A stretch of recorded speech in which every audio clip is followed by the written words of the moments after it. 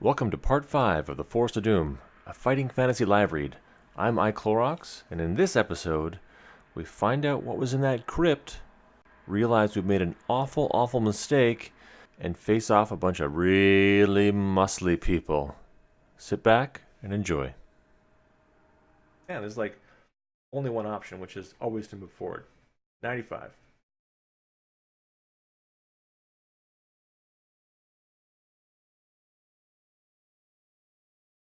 Um, you try with all your might to move the stone slab, but it will not budge.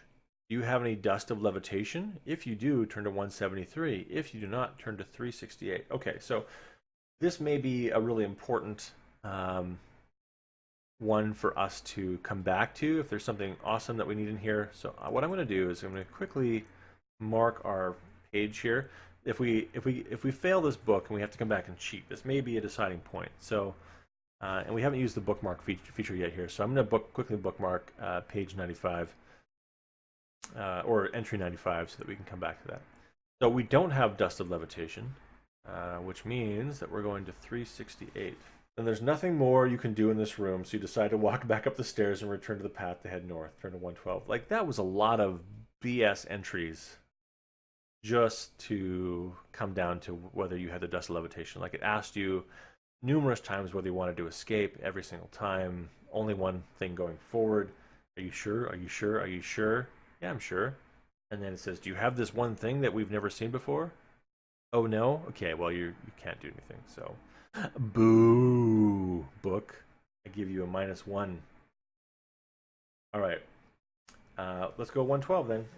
We did bookmark 95, so we can come back to that and see what's in there eventually as kind of a bit of a reveal. We'll do that closer to the end of the stream.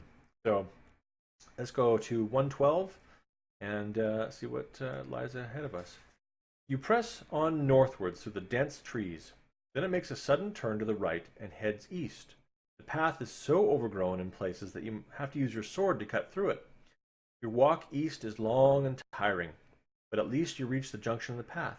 Looking at Big Leg's map, you decide to head north again in the direction of Stonebridge and ignore the narrow path continuing east. Oh, all right, fair enough. 103. The path opens into a small clearing. To your right, you see a pile of branches, grass, and pieces of rag, the lair of some large creature. Amongst the debris and old bones scattered about, you catch sight of something glittering. If you wish to look more closely, turn to 57. If you wish to hurry north along... no hurry. No rush. We don't have the hammer yet, so if we get to Stonebridge and we don't have the hammer, we're kind of game over for us anyways. So let's hit 57. Let's find out. We're going to magpie this real quick. 57. You walk over to investigate the lair, but are suddenly aware of a dark shadow being cast all about you. You hear the loud roar above you and look up to see a dragon-like creature with 2 legs and green scaly skin flying down into its lair. A bolt of fire shoots from its mouth towards you. Test your luck. If you are unlucky, the bolt fire misses you and explodes at your feet. So that's if you're lucky. If you're unlucky, the firebolt slams into your back, knocking you to the ground. Okay, so we're automatically lucky because we're at max for 12, but we do deduct a luck point. Here's the illustration. That was a sneaky spoilery one from before. And that's awesome. I love the line art in these books are fantastic. All right, so we tested our luck.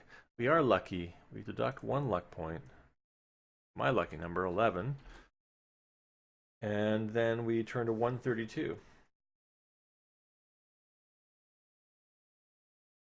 The creature landing in front of you is a wyvern. It looks at you and opens its huge mouth to let out another burning roar. It's about 10 meters long, and its thick scales look hard to penetrate with your sword. You possess a flute? Not even close. If you do not, turn to 167. Man, where do we get a flute from? See, this is where these game books are meant for multiple plays, because it's kind of like reverse roguelikes. Right? You don't get to keep anything other than the knowledge of the exact same layout, although the character can be different. So you can kind of whiz back and do shortcuts and bookmark pages and find the right path as you go forward. So Sorry, we do not have a flute. 167. The wyvern's long tail swishes from side to side and smoke curls up from its nostrils. You draw your sword and prepare to fight this fearsome monster. Skill 10, stamina 11. All right, if we win 305. We got a 19 as well. All right, so we'll take that that win. Sorry. Take that. Wyvern. Destroyed. 305. Victorious. I need some sound cues, man. Stream upgrades. 305. You walk around the motionless wyvern and start to rummage through its lair and surrounding debris. You find a gauntlet made of plate iron, a throwing knife, 10 gold pieces, and a gold ring. You put the knife and the gold pieces into your backpack. Will you try on the gauntlet, try on the gold ring? Leave these items and head north along the path. Okay, so if you've ever played Fighting Fantasy before, or any of these game books, you know that inevitably one of these is going to be a trap, right? So you guys decide which one we're going to put on first, because you know we're going to try both for sure. So gauntlet first or ring first. I'm going to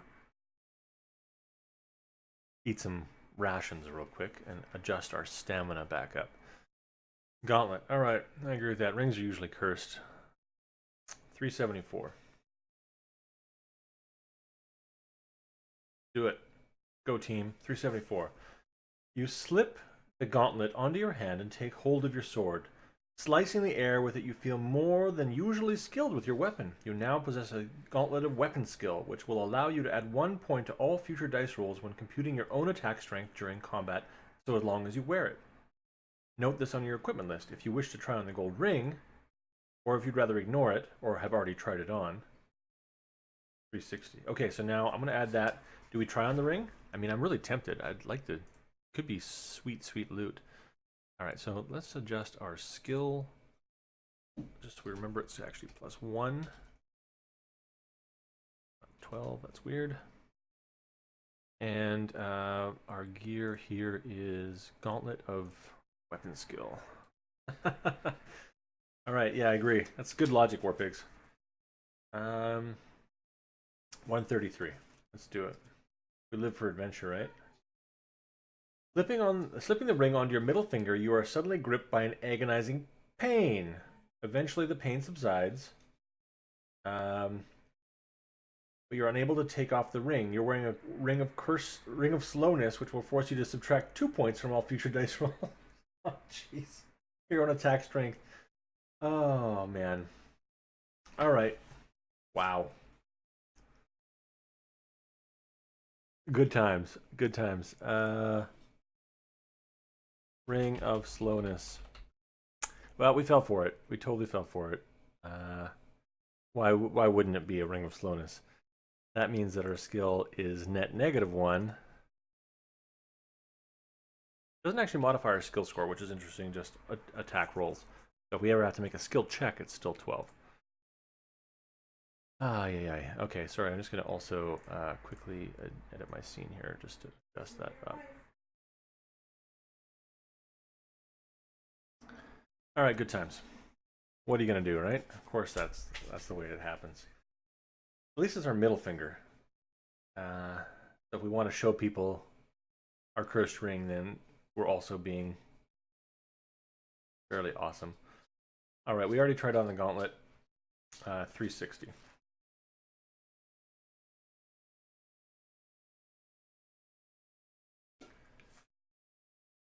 Walking along the narrow path, you suddenly hear the sharp crack of a twig breaking in the whispering of low voices. You draw your sword and wait anxiously with your back to a large oak tree. Then a woman dressed in green tunics. Then from behind the trees opposite you, step four men and a woman dressed in green tunics. Each looks menacing, and they stand with swords and axes in their hands. The young woman steps forward and tells you that you're trespassing on their territory, and you must pay a levy of 5 objects from your backpack or face the consequences. If you wish to give them what they want, turn to 279. If you'd rather spit on the ground and reply and fight them, I think we should show them. Our cursed ring. What do you think? Hey, look at my cursed ring. I think that's 5 objects. I mean, what could we get rid of? I guess we can get rid of clay hand, throwing knife, our sword. Whatever. What do you think? We should just brawl with them? I'm up for a good fight. Might take a little while for dice rolling, but let's do it. Think we can take him? I'm not sure. I mean, that's a really... Yeah, muscular looking lady.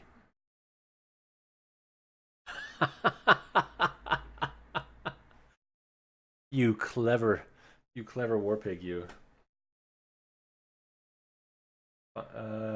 That's interesting. I mean, yeah, I guess 5 objects, 5 gold pieces.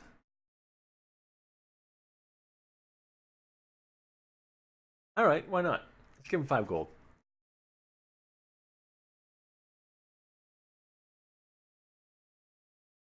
Since they're being so jerky. 279. I bet you they attack us anyways.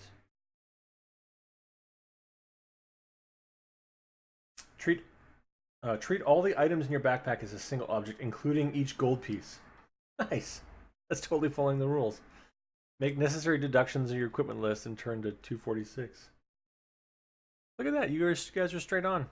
You knew the rules. Although that's really weird to me from a game design perspective that they didn't include that information as part of the previous text. It would have made that decision easier, but maybe they wanted to bait you into a fight.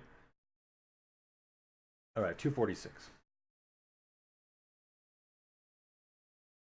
The bandit woman takes the items from you and steps back to let you pass. You head north again and soon notice the trees beginning to thin out on either side of the path. Eventually, the path leads out of the trees into a plowed field. You are out of the darkwood forest. Turn to 204. That's not good. We don't have the hammer. 204.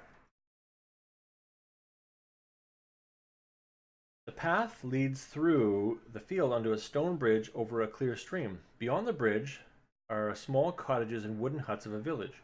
A sign on the bridge reads Stone Bridge. You cross the bridge and see 2 old dwarfs with long white beards standing by a cottage looking at you. Do you have the hammer head and the handle with the letter G inscribed on them? If you do, turn to 400. If you possess neither or only one of these items, turn to 381. You have failed your quest to help the dwarfs. Being unable to face Galabran, their king, you decide to head east and find a place to rest after your perilous adventure. Perhaps you may try again. If you do, you must walk around Darkwood Forest back to Yaztromo's tower and purchase more of his magical items. Turn to 98. Yeah, we're not done. I still got an hour on this stream. Let's do it. 98. We know, though, what we need to do now, right? Except that weird turn right, turn left. 98. Yaztromo, what's up, bro? We totally need more items. 98. On your long walk around Darkwood Forest, you are attacked by a large group of wild hillmen, probably the same group who attacked Big Leg and his party 2 days earlier. Test your luck. If you're lucky, you manage to run away from them without being hit by the rain of arrows which falls all about you. Turn to 1. If you're unlucky, you slip and fall as you run, pierced by many arrows. Your adventure ends here. This is amazing. Test your luck to see if you can restart the adventure. You're going to restart it anyways, but do you start with all your stuff, or do you not? Well, our luck is 11. All right, here we go. The fateful roll. Oh my gosh. Okay, so the first die is that one. But the second's that one. So I was sweating over here. All right, turn to 1. All right. Now we got... Okay, so for those joining into the stream, we've done all this stuff already. So I'm going to power through some of this stuff in terms of decisions. But I will wait for some stream input as we go through. So we got a ton of magic. We got 8 gold pieces, a gold ingot worth 28, which we're going to trade for whatever we want. So we already know that we're going to follow Yaztromo up to 261. This is like kind of like a pseudo cheaters edition. We're going to do this. We follow him up. So Yaztromo's the wizard. Here's our list of stuff that we can get.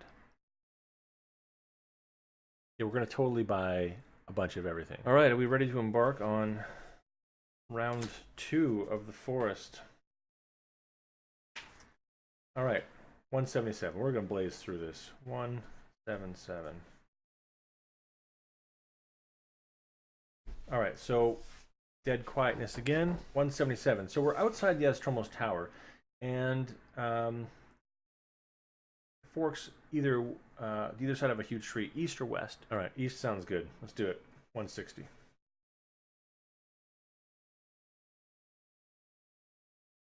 Ooh. The narrow path continues to cut its way through the tangled forest. Strange animal cries and noises echo through the trees.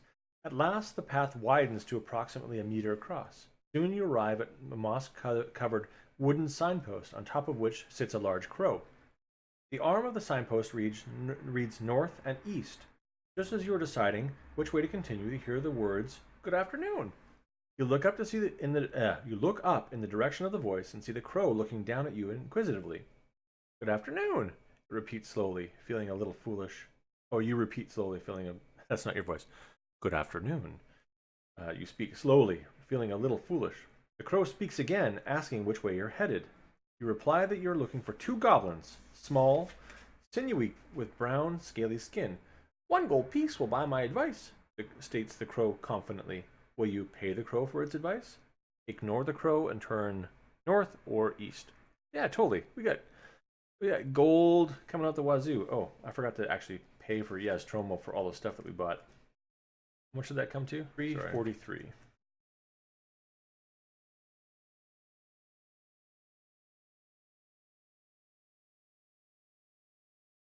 You put the gold piece on top of the signpost, as requested by the crow, after which it says, "Go north." You ask the crow why it needs gold pieces, and it replies that it needs 30 gold pieces to pay Yaztromo to turn it back into a human again. If you bid the crow farewell. If you want to turn north as advised by the crow, turn to 8. I bet you if we'd attacked Yaztromo, you would have turned us into a crow. Yeah, let's go north. Let's take that crow's advice. Turn to 8. Look, we're doing things we haven't done before. Sweet.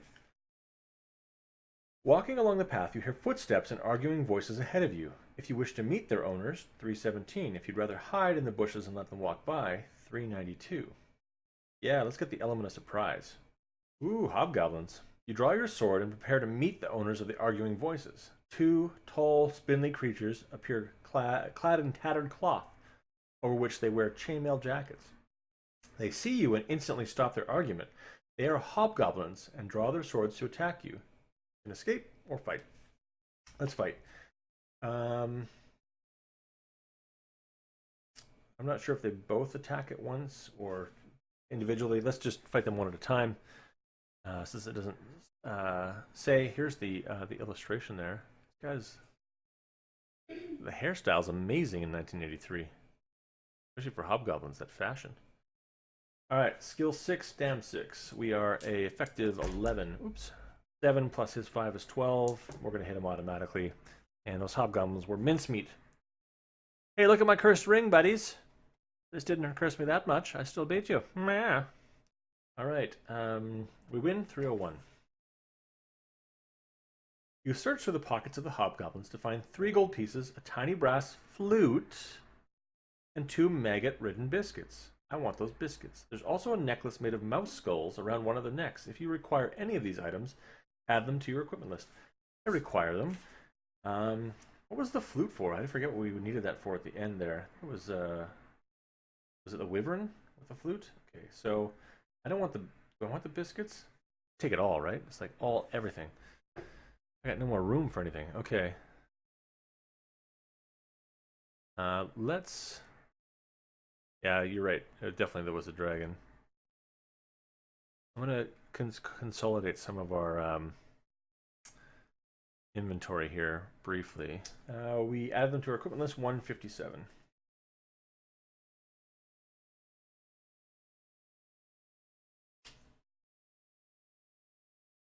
To the left of the path, you notice a large hole in the ground with a diameter of some 3 meters. Walking over to the edge of the hole, you see it sloping off into the depths of the earth. If you wish to walk down the hole, yes, why not?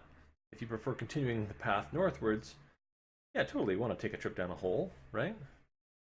Possibly go wrong. What indeed? Well, thanks for watching this episode 5 of the Fighting Fantasy live read of The Forest of Doom. Tune in to episode 6, which will be released shortly, to figure out exactly how far we can and how fast we can push this, our second trip through the Forest of Doom, and whether we can find exactly what we're looking for. Again, thanks for watching. If you enjoyed what you were listening to, please like and subscribe, and we'll see you again soon.